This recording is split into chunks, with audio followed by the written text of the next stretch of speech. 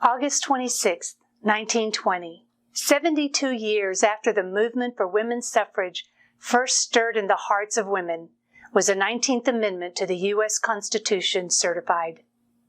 Those who began the movement didn't live to see it come to fruition, and the women who did take it over the finish line weren't born when it began.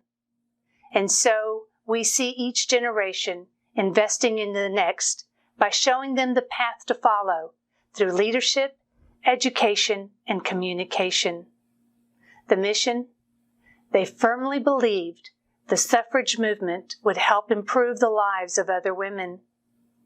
The right to vote is the path to power. Suffrage, they said, is the fundamental right to vote. Their first challenge was to completely change attitudes of millions of Americans and men that this is an important idea. The right to vote is the heart of democracy. The right to vote is a civil rights issue. It answered the question as to what women's role in society would be and what their claim on citizenship. Who were these women? Many women were Quakers who believed everybody is equal in the eyes of God. They were abolitionists who, like Elizabeth Stanton, provocatively compared herself as a woman and a mother to slavery. They were women of varied social standings and cultural backgrounds. They were women united in thought and purpose, with incredible endurance, to keep focused on one single goal. Nothing like it exists in American history. The Constitution has never prohibited women from voting, and for many years before the adoption of this amendment, women did vote in several states. The 19th Amendment established a uniform rule for all states to follow in guaranteeing women this right. Individual states determine voting rights. Thus, they set about amending state law one state at a time.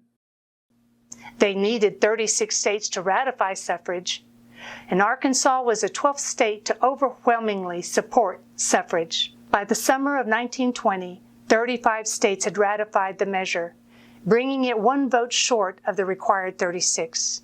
In Tennessee, it sailed through the Senate, but stalled in the House of Representatives, prompting thousands of pro- and anti-suffrage activists to descend upon Nashville. Now, as a proud mother of 2 grown sons, I love the story of Harry Byrne and his mother.